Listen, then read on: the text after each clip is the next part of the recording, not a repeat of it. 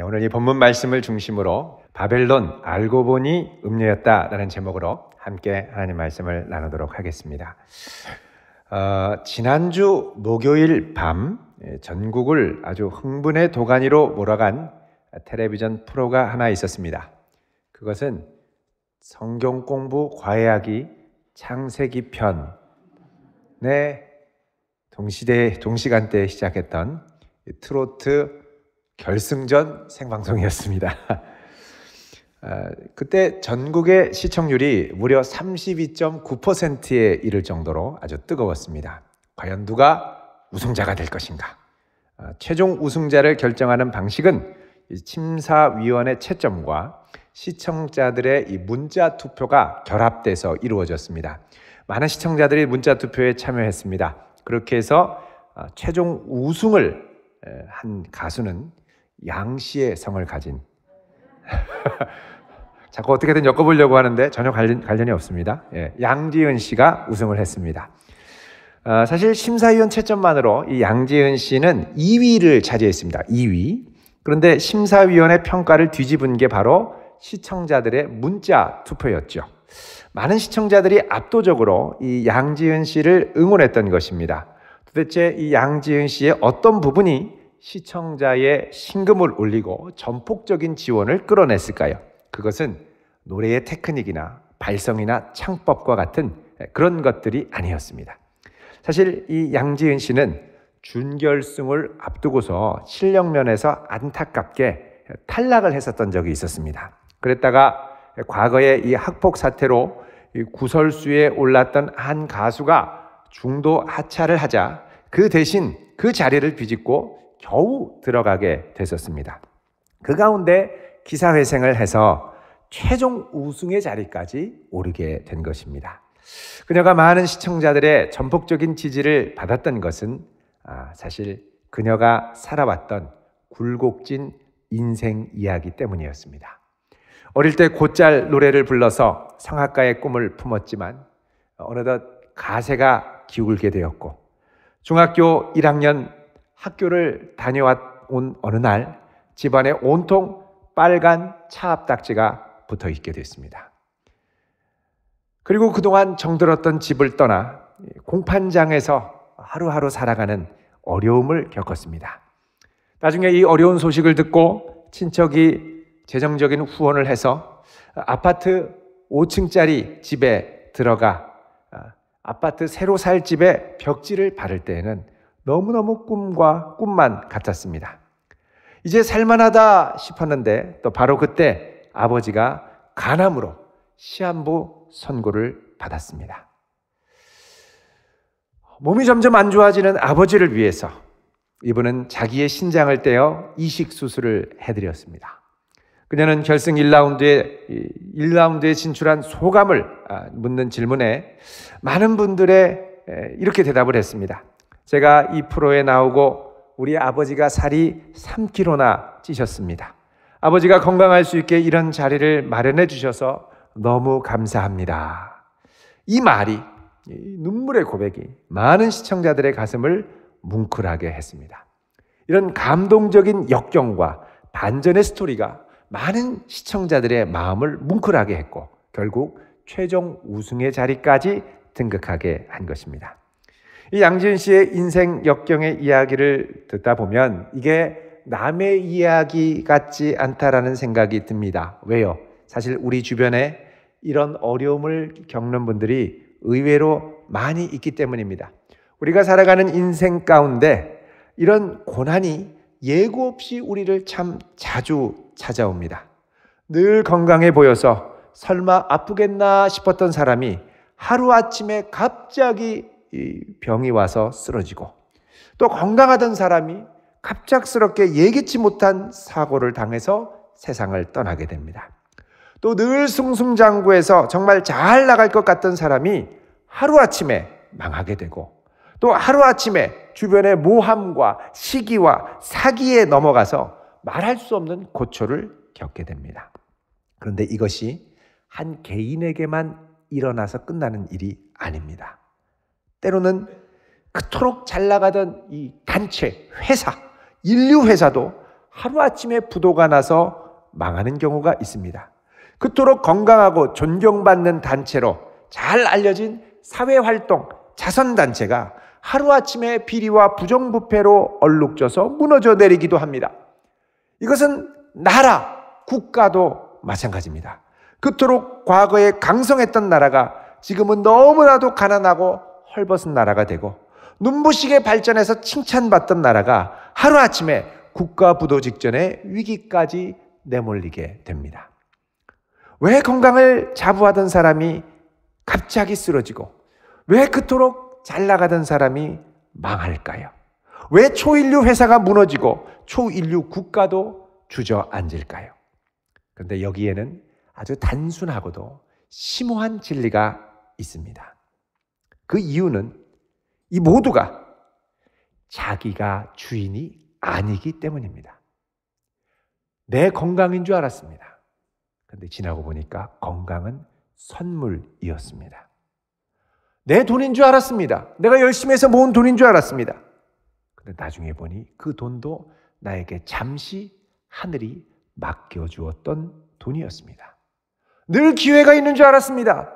그런데 그 기회는 하늘이 주신 기회였습니다. 회사도 그냥 있는 줄 알았습니다. 회사도 내 회사인 줄 알았습니다. 그런데 지나고 보니까 하나님이 맡겨주신 회사였습니다. 이 나라도 내 나라인 줄 알았습니다. 알고 보니까 내가 주인이 아니었습니다. 잠시 맡은 청지기였을 뿐입니다. 이 모든 것의 주인은 바로 하나님이셨습니다. 이 사실을 선명하게 보여주고 알려주는 책이 바로 성경입니다. 특별히 요한계시록은 이 마지막 때에 최종적으로 승리하는 것은 세상이 아니라 성도고 그리스도의 몸된 교회라는 것을 분명하게 알려주는 책입니다. 자기가 자기 인생의 주인이 아니라는 것을 깨닫고 인정하는 사람의 특징이 있습니다. 그거는 겸손할 줄 안다는 것입니다. 하나님이 모든 것의 주인임을 아는 사람은 그분의 말씀에 기꺼이 순종할 줄 아는 사람입니다. 말씀을 깨닫고 말씀에 순종할 줄 아는 사람은 자기가 주인 노릇을 해서는 안 된다는 사실을 아는 사람입니다. 그래서 겸손합니다. 이 사도 요한이 사역하던 시대에 절대 무너지지 않을 것 같은 존재가 있었습니다. 바로 로마 제국이었습니다. 당시 사람들은 이 로마 제국은 절대 해가 지지 않는, 해가 질 수 없는 나라로 여겼습니다. 그러나 지난주 보았던 것처럼 요한계시록 16장 19절에 보면 로마를 상징하는 큰 성 바벨론이 하나님의 맹렬한 진노의 잔을 받고 세 갈래로 갈갈이 찢겨져 망하게 됩니다. 결국 로마도 착각했던 것입니다. 자신이 주인이 아닌데 주인인 줄 착각하고 하나님이 제국에 잠시 맡겨주셨던 무소불위의 권력을 마구 제멋대로 휘둘렀던 것입니다. 요한계시록은 끝으로 가면 갈수록 이 세상의 참된 주인은 오직 하나님뿐임을 분명하게 보여줍니다. 이 땅의 참된 주인은 오직 주님밖에 없음을 분명히 알라는 것입니다. 동시에 지금 이 땅에서 주인 노릇을 하고 떵떵거리며 살아가는 자들에게 최후의 종말이 어떤 것인지를 분명하게 보여줍니다. 사실 우리가 이 고난 가운데 있을 때는 이게 잘 보이지를 않습니다. 그런데 어느 순간 고난 가운데 있을지라도 하나님의 은혜로 이것들을 우리가 깨닫게 되는 순간 시선이 바뀌는데, 그렇게 떵떵거리며 주인 행세하던 사람, 대단해 보이던 사람들이 이제 불쌍하게 보이기 시작합니다. 서로 주인이 되겠다고 권력 쟁탈을 하며 머리를 막 들이받으며 싸우는 저들의 모습을 보면 안쓰러워집니다. 왜요? 그들의 끝을 알기 때문입니다. 하지만 그 끝이 올 때까지 하나님의 거룩한 자녀로 부름받은 성도 그리고 교회는 이 땅에 피치 못할 핍박과 고난을 받게 됩니다. 사실 이 견디는 과정이 얼마나 힘들고 고통스러우면 하나님께서 이 요한계시록의 환상을 통해서 우리에게 미리 보여주시겠습니까? 그래도 끝을 우리가 안다면 지금을 견딜만 합니다. 또 끝을 알면 지금 지나가고 있는 이 매 순간의 고난의 과정을 새롭게 받아들이고 해석할 수 있고 기꺼이 인내하며 나아갈 수 있는 용기를 얻게 됩니다. 그래서 요한계시록 14장 12절은 우리에게 이렇게 말씀을 합니다. 여러분 14장 12절 잠깐만 보십시오. 여기 보시면 성도들의 인내가 여기 있나니 그들은 하나님의 계명과 예수에 대한 믿음을 지키는 자니라. 끝을 알면 기꺼이 이 인내에 동참할 수 있게 됩니다. 끝을 확신하며 기꺼이 성도의 인내에 동참할 수 있는 것을 복으로 받아들일 수 있기를 축원드립니다. 자, 오늘 본문에 나오는 이 요한계시록 17장은 이제 본격적으로 요한계시록에서 펼쳐지는 세 번째 환상 덩어리입니다. 요한계시록에는 크게 4개의 환상 단락, 환상 덩어리가 있습니다. 첫 번째는 1장부터 3장까지 예수께서 사도 요한에게 나타나시고 아시아 7교회에게 편지를 보내며 말씀하시는 그 교회를 향한 환상 장면이 있습니다. 그 다음에는 4장부터 우리가 지난주까지 봤던 16장까지 여기에는 7인, 7나팔, 7대접의 재앙이 쏟아지는 장면이 환상 가운데 보여지고 특별히 이제 오늘부터 보는 17장부터 20장까지가 이제 세 번째 환상 덩어리인데 이 환상에서는 우리 조금 전에 보았던 이 요한계시록 16장 19절에 7대접 때 바벨론이 세 갈래로 갈라지면서 무너졌는데 그 무너진 바벨론의 멸망 장면을 클로즈업, 확대를 해가지고 자세하게 보여주는 것이 이 세 번째 환상 덩어리입니다. 17장부터 20장. 그리고 이제 마지막으로 가는 20장, 21장부터 22장 이 두 장은 우리가 최후 승리에 이를 거룩한 성 새 예루살렘, 새 하늘과 새 땅의 장면이 얼마나 장엄하고 황홀하고 아름다운지를 보여주는 환상입니다. 자, 이렇게 4개의 환상 중에 오늘 17장부터는 이제 세 번째 환상 덩어리로 들어가게 됩니다. 자, 그래서 이제 오늘 17장이 이제 여태까지 7인, 7나팔, 7대접 중에 마지막 바벨론이 멸망하는 것을 확대하는 장면이기 때문에 오늘 17장 1절에는 7대접을 가진 천사 중 하나가 등장을 합니다. 자, 1절 같이 읽습니다. 시작. 또 7대접을 가진 7천사 중 하나가 와서 내게 말하여 이르되 이리로 오라. 많은 물 위에 앉은 큰 음녀가 받을 심판을 내게 보이리라. 아멘. 자, 이리로 오라라는 말은 이제 사도 요한을 새로운 환상으로 초대하겠다는 겁니다. 어떤 환상이냐? 이제부터는 많은 물 위에 앉은 음녀가 받을 심판에 관한 환상입니다. 자, 많은 물 위에 음녀가 앉아 있다. 여러분, 이게 무슨 뜻일까요? 사실 이 표현은 예레미야 51장 13절에서 가져온 표현입니다. 우리 잠깐 구약 성경 예레미야 51장 13절을 보도록 하겠습니다.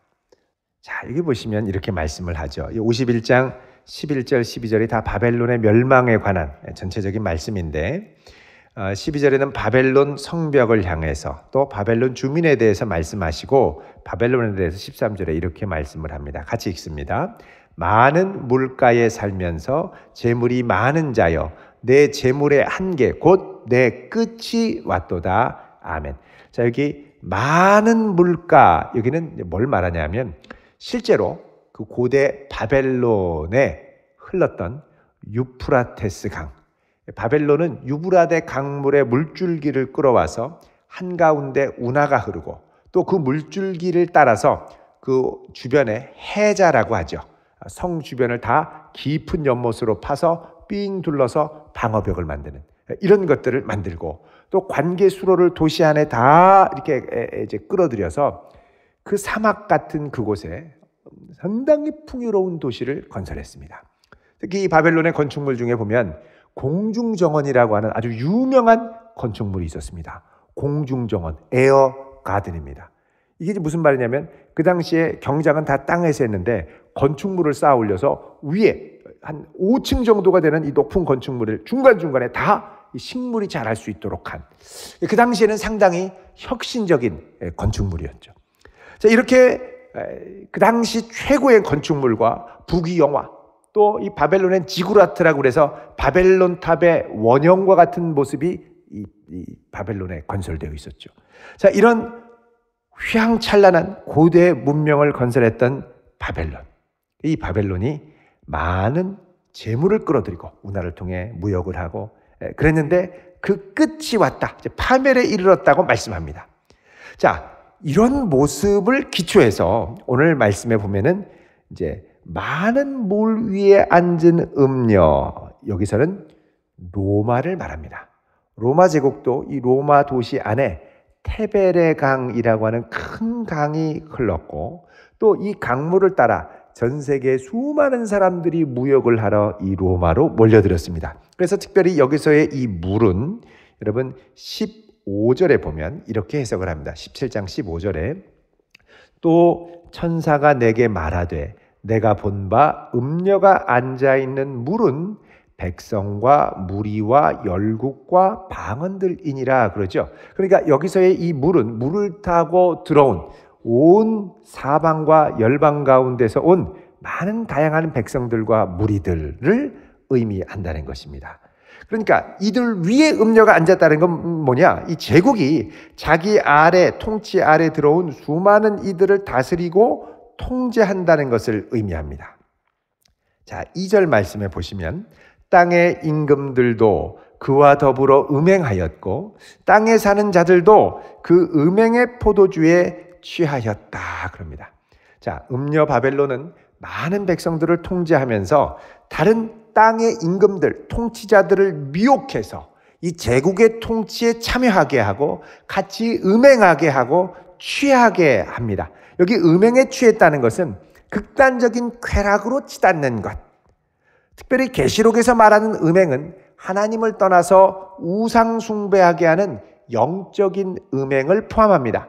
이 음녀는 이 땅에 있는 모든 백성들, 임금들, 지도자들을 미혹해서 더불어 쾌락의 극단을 추구하면서 하나님을 떠나고 우상을 숭배하게 하는, 그래서 이런 음란에 취한 맛에 푹 빠져서 헤어나오지 못하도록 했습니다. 자, 이때 3절에 보면 사도 요한이 성령에 이끌려 광야로 가서 이 음녀가 붉은빛 짐승을 탄 모습을 봅니다. 자, 3절 같이 읽습니다. 시작. 곧 성령으로 나를 데리고 광야로 가니라. 내가 보니 여자가 붉은빛 짐승을 탔는데 그 짐승의 몸에 하나님을 모독하는 이름들이 가득하고 7머리와 10뿔이 있으며 아멘. 자, 이 여자가 탄 짐승은 온몸이 붉은 빛을 띈다고 그럽니다. 그리고 짐승의 몸에는 하나님을 모독하는 이름들이 가득 붙어 있고 7머리 10뿔이 달려 있습니다. 자, 우리 7머리 10뿔 난 짐승의 존재를 본 적이 있습니다. 어디냐면 그 앞에 있는 요한계시록 13장 1절 이하에 나오는 바다에서 나온 짐승입니다. 자, 13장 1절 보시면 바다에서 한 짐승이 나오는데 뿔이 10, 머리가 7. 7머리 10뿔 짐승이죠.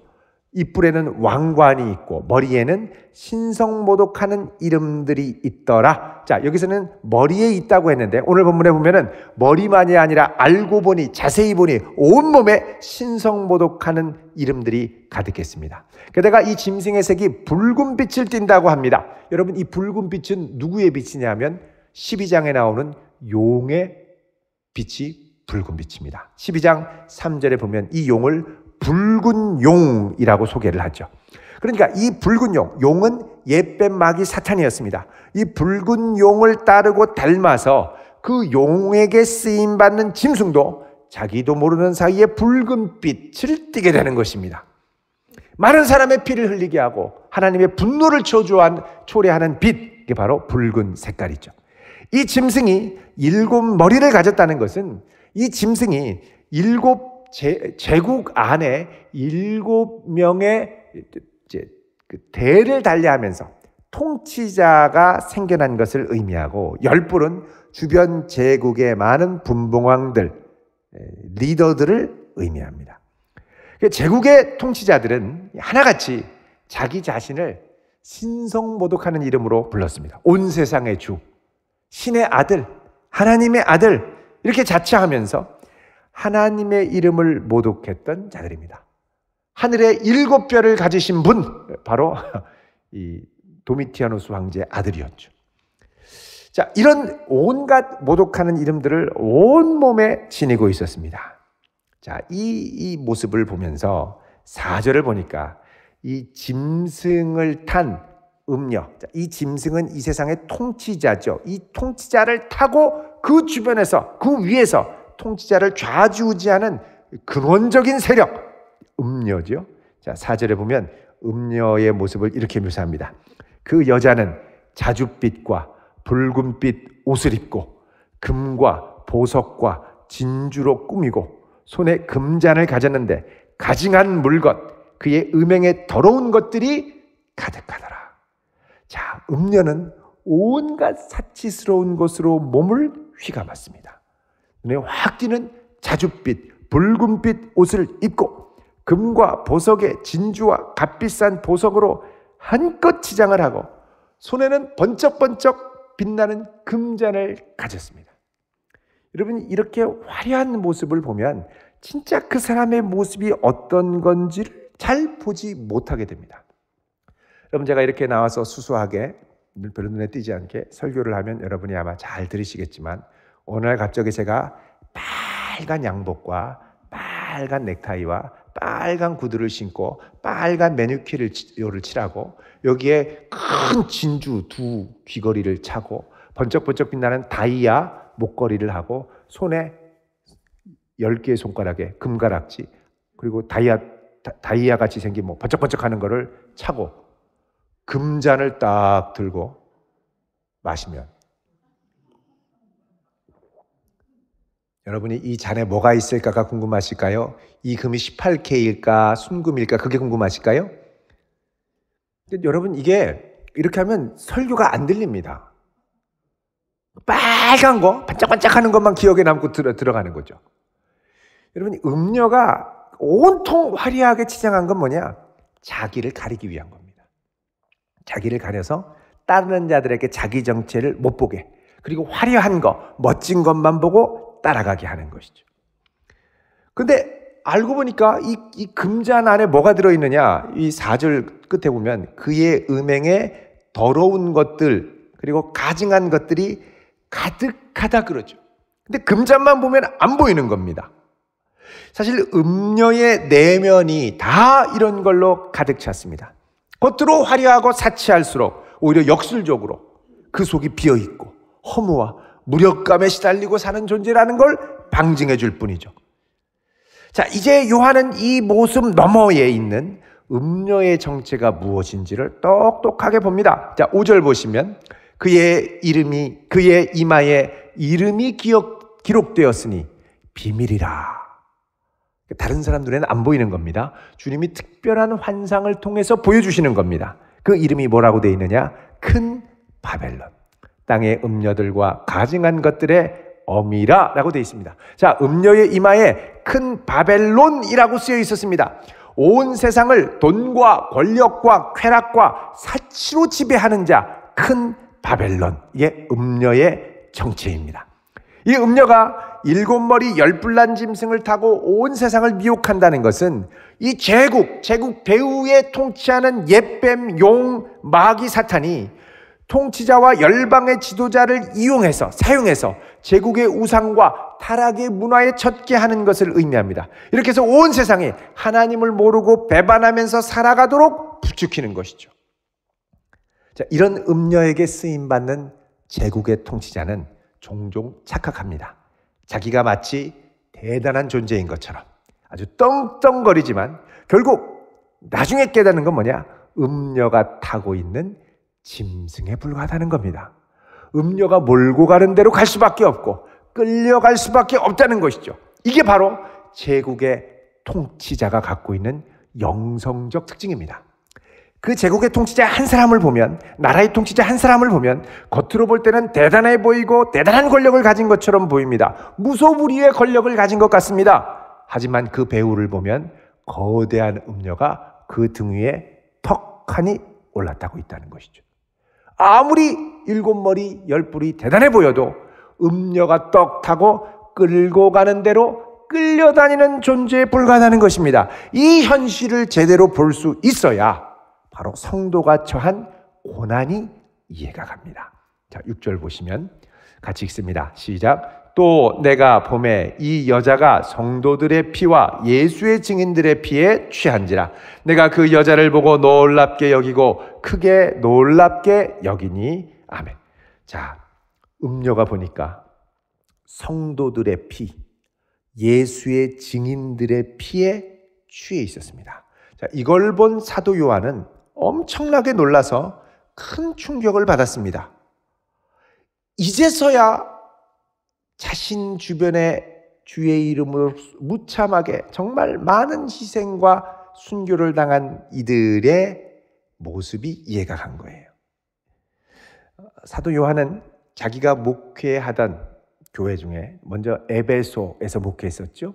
에베소에 목회하기 전에 이전 전임자가 누구였냐면 디모데였습니다. 사도 바울이 개척하고 디모데가 후임을 맡았는데 5월의 어느 날 아데미 신전의 축제 때에, 신전 여신 축제 때에 이 디모데를 사람들이 끌고 가서 돌로 쳐서 죽였죠. 그래서 할 수 없이 이제 예수님의 어머니 마리아를 에베소까지 모시고 온 요한이 자신을 드러내며 목회를 시작했던 것입니다. 또 에베소 바로 위에 있는 서머나 교회, 거기는 사도 요한의 제자 폴리카비 목회를 하다가 로마 군병에 의해서 죽임을 당했습니다. 또 그 바로 위에 올라가면 버가모, 사탄의 권세가 있는 곳이라고 그러죠. 여기는 충성된 증인 안디바가 희생을 당했습니다. 이렇게 계속해서 피 흘림이 있었던 이유가 여기에 나오는 거예요. 이 여자가 성도들의 피와 예수의 증인들의 피에 취해 있었다는 거예요. 충격을 본 거죠. 충격을 받습니다. 왜?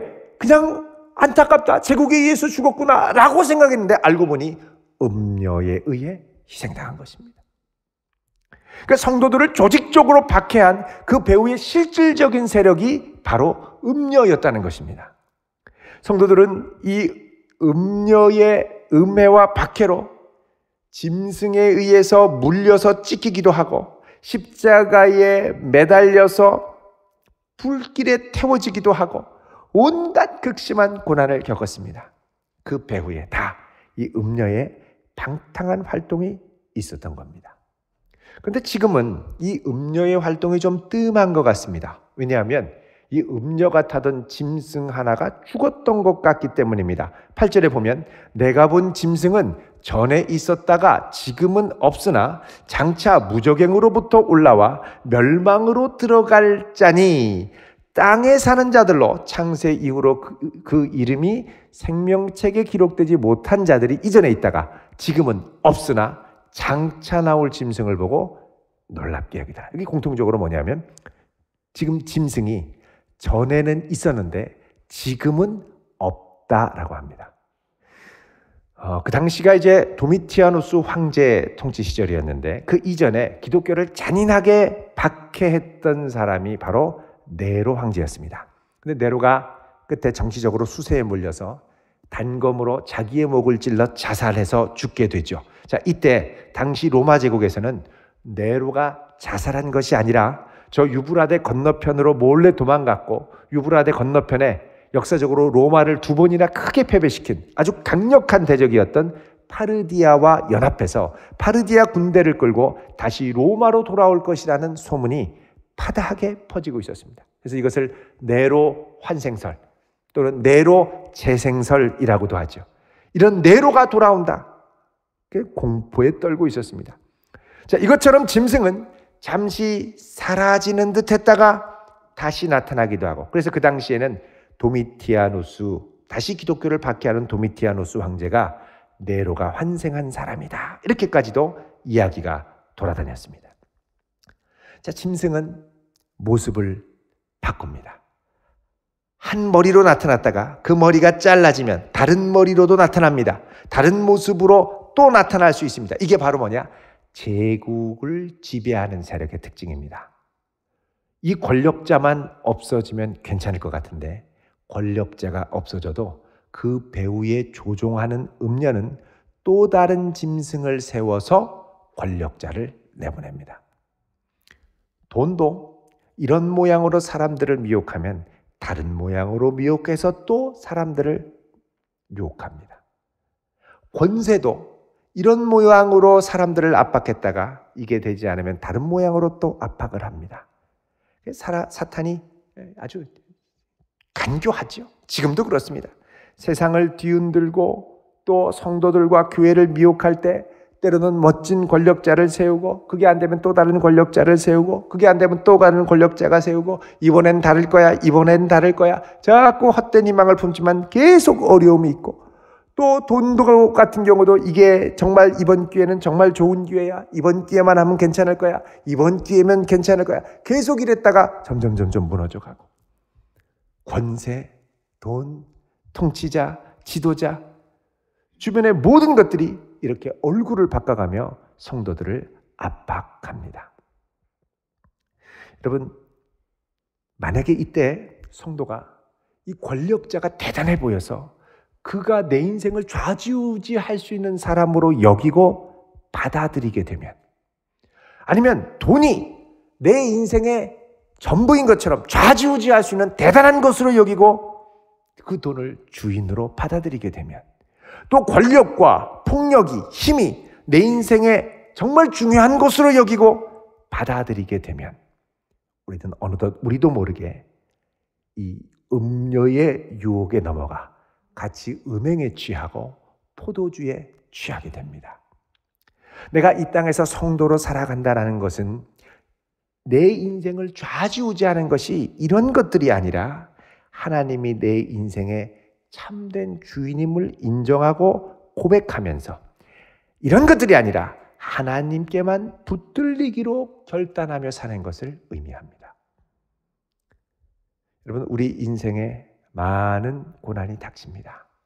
어려움도 있죠. 근데 이걸 지나면서 정말 죽고 싶다가 아니라 이걸 지나면서 점점점 내 인생의 주인이 내가 아니라는 사실을 확실하게 깨달을 수 있기를 축원드립니다. 이게 복입니다. 내가 그토록 자부했던 건강이 무너지고 악착같이 붙잡으렸던 부와 권력이 무너지면 내 인생은 끝이야가 아니라 내 인생의 주인은 내가 아니야, 이거를 분명히 고백해야 된다는 것입니다.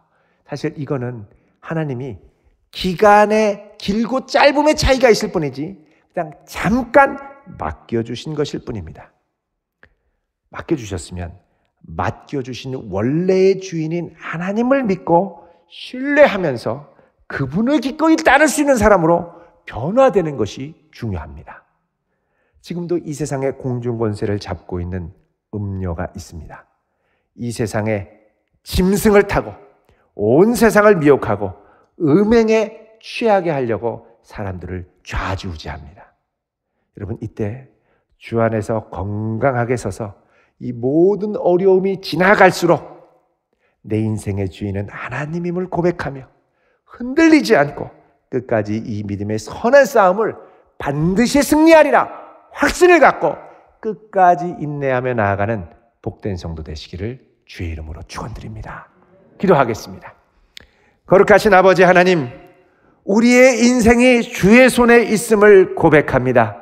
내 뜻대로 되지 않는 것이, 내가 잘못하고 내가 복이 없는 것이 아니라 내 뜻대로 되지 않는 것이 주의 은혜요, 내 인생의 주인이 오직 주님임을 고백할 수 있는 하늘의 복된 성도 삼아 주옵소서. 그래, 매일매일의 걸음 가운데 주님을, 예수 그리스도를 내 인생의 주인으로 고백하며 날마다 영광 돌리며 살아가는 하늘 백성 되게 하옵소서. 예수님의 이름으로 기도드리옵나이다. 아멘.